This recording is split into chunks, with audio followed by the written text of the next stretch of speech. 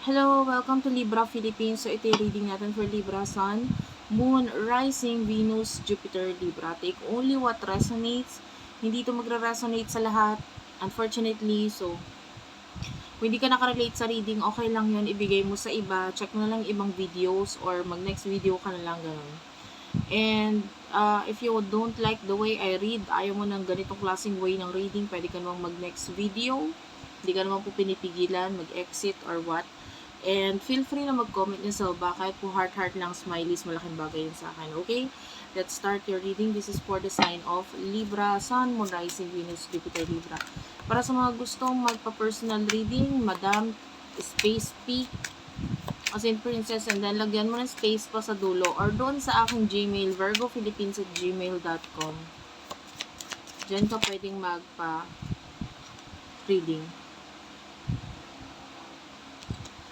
10 of Wands, 7 of Coins, Aries, Leo, Sagittarius, Taurus, Virgo, Capricorn. Okay? Ang dami mong responsibilidad ngayon, no? Lalo na sa usaping pera, no? Maybe sa inyo with the 7 of Coins, maybe a lot of you actually is pwede may mga bagay na parang hindi nag-grow masyado sa buhay mo ngayon financially, and then ang dami pang obligasyon. The 9 of Cups is here. Although nakakita tayo ng success para sa'yo, yung iba kasi hindi alam ng ibang tao yung mga pinagdadaanan mo financially eh. 'Di ba? And hindi ka naman para sabihin sa kanila kasi hello. Ba't ko naman po sasabihin sa inyo? The moon is here. This is Pisces energy. So nakikita natin you are being secretive. Ano mo yun? Yung parang patago or tinatago mo yung mga pinagdadaanan mo, which is naiintindihan ko naman kasi hello, pakialam ba nila, 'di ba? Maybe there's a lot of new beginning na gusto mong, alam mo, yung iba sa inyo, kaya ka nagkakaproblema, masyado kasing padalos-dalos eh. And naiintindihan ko yon kasi air sign, you are an air sign, Libra is an air sign. Yung Libra para kayong may mga pakpak, yung mga air sign. Pag may naisipan, okay, wishing, di ba, alam mo yun, parang lilipad ka dun para gawain yung mga naisipan mo na yun. Tapos yung iba naman sa inyo, pwedeng alam mo yun, you come and go. Parang ang bilis para sa'yo umalis, ang bilis para sa'yo bumalik, alis, balik, pabago-bago yung isip, tapos kung ano maisipan, go, book, gagawin mo lang. So, and yun yung nagiging dahilan minsan para sa'yo, para magkaroon ka ng problema sa buhay mo kasi masyado kang padalos-dalos. Huwag ka kasing masyado nagmamadali. Bakit ka ba nagmamadali? Sa buhay, overall. No, hindi lang sa kung ano maisipan mo, o yung iba sa inyo talagang pati sa buhay mo mismo nagmamadali ka. Especially kung ikaw itong Libra na nakakaranas ka ng mga masyado kang nagmamadali in a way na parang kumpara dun sa mga kaidaran mo, especially nung kabataan mo, parang ikaw gusto mo agad ma-experience to, tapos hindi mo pa naman dapat ma-experience, ini-experience mo, tapos ngayon may problema ka. Kasi masyado ka nagmamadali eh. Kung ano maisipan mo, go lang. Yung ganun. Especially if that is you. Ngayon, ang dami mong obligasyon, ang dami mong iniisip, etc. So, sino ba the person na kakonect mo? For the sign of Libra, Taurus energy is here.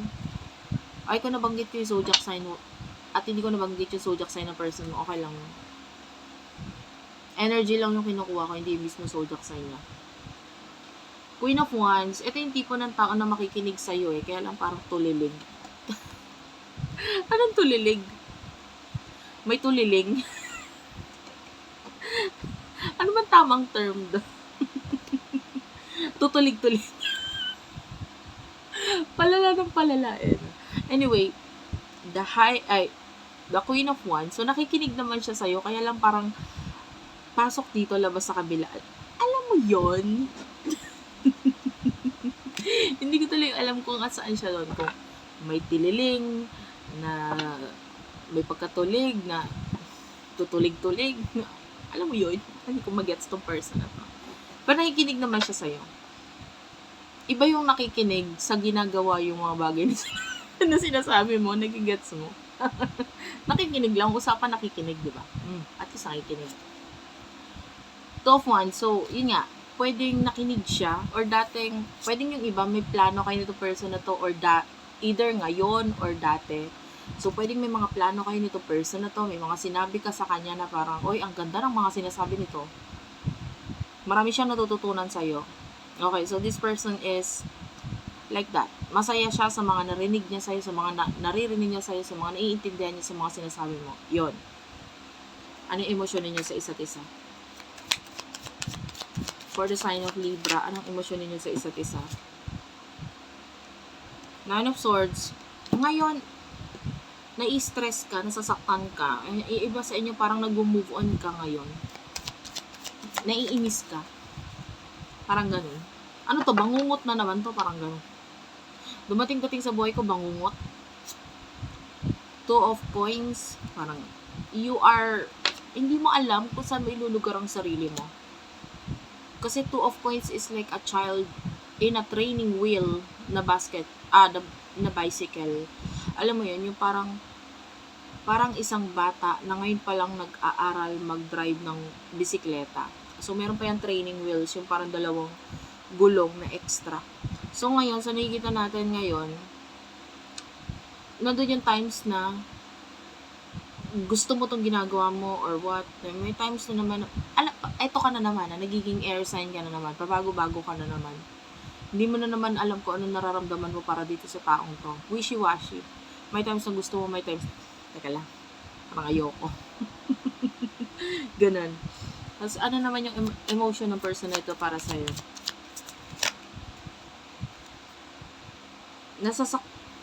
Nasasaktan siya, yun yung gusto nating mangyari, masaktan siya, di ba?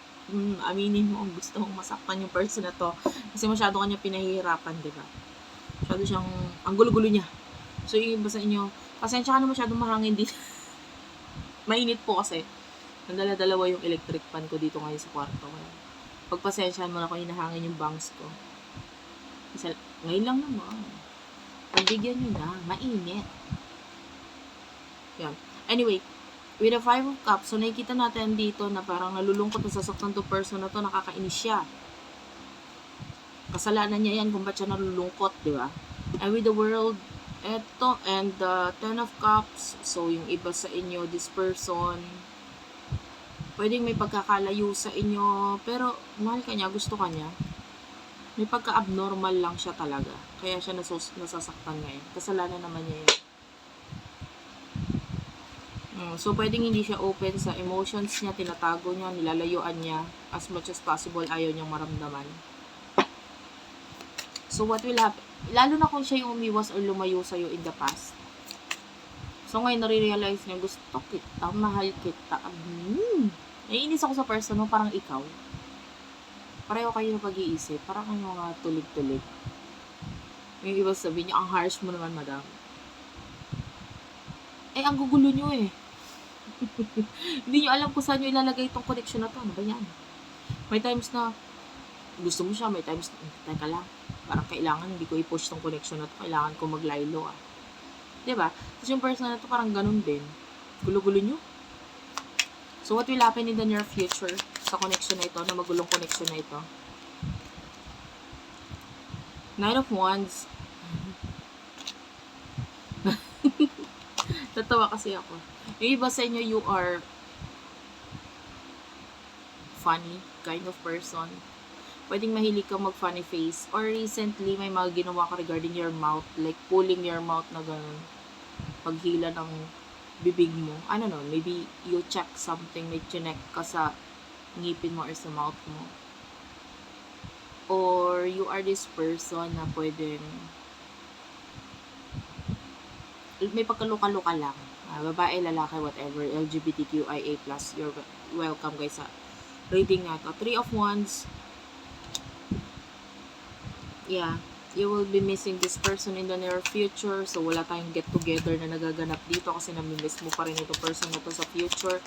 In the near future, nalaglag yung isang card sa sobrang hangin, di ba? Wait nga lang. Kaya decision ko talaga na dito ako sa lapag umupo para madaling pulutin. Alam ko na mangyayari Malalaglag yung mga cards gawa ng ang hangin. Page of ay wait lang. Ano ba ito? Ayan. Nami-miss mo yung person mo. Ten of Swords, so nagkakaroon ng ending sa inyo in the near future kasi may may demonyo ba? With the devil. This is Capricorn energy, so may narcissist or may person dito who is nakakita ko ng obsession, I don't know why. Pero nakakita tayo dito ng may pagkakalayo sa inyo, pero this person will be magiging obsessed talaga siya sa'yo. Diba? Tapos ikaw, mamimiss mo siya of course, nandun yung pagka-miss, pero itong person na ito may pagkasyunga-syunga talaga eh. Hindi niya alam paano niya sasabihin yung emotions niya sa'yo. So gusto ka niya, gustong gusto ka niya, kaya lang tinatry niya as much as possible maging quiet dito sa connection. And with the Page of Swords, para siyang bata eh. Parang alam mo yun, yung batang, hindi ko alam kung na-experience mo ba to nung kabataan mo or nalimutan mo na. May mga times na hindi mo pwedeng sabihin yung emosyon mo. May mga times na parang, ay, hindi ako pwedeng umiyak kasi magagalit yung nanay ko, ganto ganyan. Pero there's something na gusto mong i-express, pero you cannot express this fully. Tapos in the future, nakikita natin na gano'n. Itong person na to, hindi niya mai-express sa'yo kung ano yung nararamdaman niya. Nasasaktan siya, pero gustong-gusto ka niya, pero wala siyang magawa regarding sa pagkagusto niya na yun sa'yo. Diba? Ang weird. Ano ba yung connection niyo? Ba't ang weird? So anyway, nakikita naman natin, miss mo rin siya, pero wala kang pakialam sa kanya. Bahala ka sa buhay mo, parang gano'n. Nami-miss lang kita, pero hindi naman ibig sabihin nun, diba? Ako ang gagawa ng connection, ng paraan para sa atin. Hello! Parang gano'n. So that's it for now. Thank you for watching. I love you all and bye-bye.